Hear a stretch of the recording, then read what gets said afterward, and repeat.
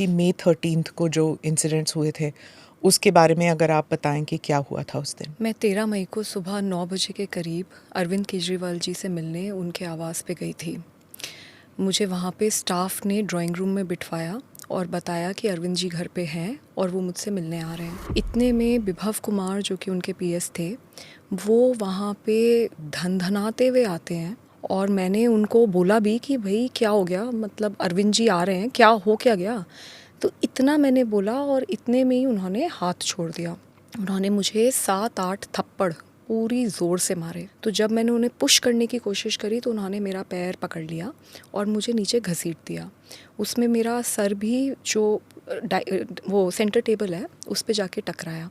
मैं नीचे गिरी और फिर उन्होंने मुझे लातों से मारना शुरू किया और मैं बहुत ज़ोर ज़ोर से चीख चीख के हेल्प मांग रही थी, लेकिन कोई मदद के लिए नहीं आया। ऐसे तो हो ही नहीं सकता कि सीएम के घर में कोई नहीं हो और ऐसी पिटाई हो रही हो किसी की और कोई बाहर ही ना निकले कमरे से। जी, वही अजीब बात है और मैं बहुत ज़ोर ज़ोर से चीख रही थी, चिल्ला रही थी। सच तो ये है कि कोई मदद के लिए नहीं आया। आप कह रही हैं किसी के इंस्ट्रक्शंस पर, यानी कि खुद ब खुद विभव में इतनी जुर्रत नहीं होगी कि वो खुद पीटे।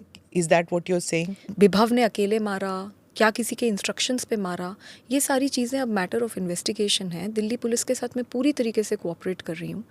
हाँ, मैं ये भी है, लेकिन मैं किसी को क्लीन चिट नहीं दे रही, क्योंकि फैक्ट ये है कि मैं ड्राइंग रूम में थी, अरविंद जी घर पे थे और मुझे बहुत बुरी तरीके से पीटा गया।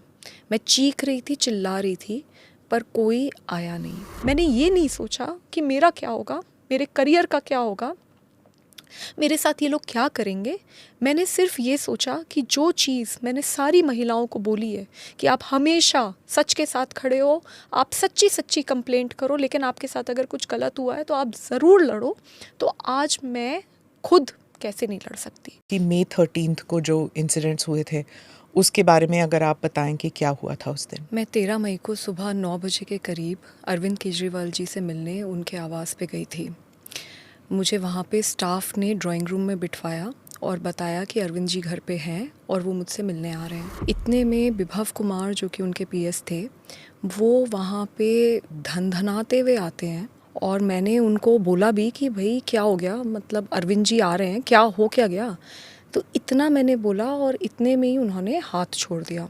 उन्होंने मुझे 7-8 थप्पड़ पूरी ज़ोर से मारे। तो जब मैंने उन्हें पुश करने की कोशिश करी तो उन्होंने मेरा पैर पकड़ लिया और मुझे नीचे घसीट दिया। उसमें मेरा सर भी जो वो सेंटर टेबल है उस पे जाके टकराया। मैं नीचे गिरी और फिर उन्होंने मुझे लातों से मारना शुरू किया और मैं बहुत ज़ोर ज़ोर से चीख चीख के हेल्प मांग रही थी, लेकिन कोई मदद के लिए नहीं आया। ऐसे तो हो ही नहीं सकता कि सीएम के घर में कोई नहीं हो और ऐसी पिटाई हो रही हो किसी की और कोई बाहर ही ना निकले कमरे से।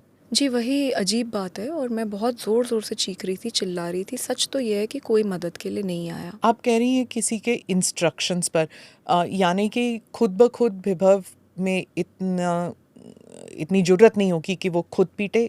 Is that what you are saying? Vibhav ने अकेले मारा, क्या किसी के इंस्ट्रक्शंस पे मारा, ये सारी चीज़ें अब मैटर ऑफ इन्वेस्टिगेशन है। दिल्ली पुलिस के साथ मैं पूरी तरीके से कोऑपरेट कर रही हूँ। हाँ, मैं ये भी है, लेकिन मैं किसी को क्लीन चिट नहीं दे रही, क्योंकि फैक्ट ये है कि मैं ड्राइंग रूम में थी, अरविंद जी घर पे थे और मुझे बहुत बुरी तरीके से पीटा गया। मैं चीख रही थी, चिल्ला रही थी, पर कोई आया नहीं। मैंने ये नहीं सोचा कि मेरा क्या होगा, मेरे करियर का क्या होगा, मेरे साथ ये लोग क्या करेंगे। मैंने सिर्फ ये सोचा कि जो चीज़ मैंने सारी महिलाओं को बोली है कि आप हमेशा सच के साथ खड़े हो, आप सच्ची सच्ची कंप्लेंट करो, लेकिन आपके साथ अगर कुछ गलत हुआ है तो आप ज़रूर लड़ो। तो आज मैं खुद कैसे नहीं लड़ सकती।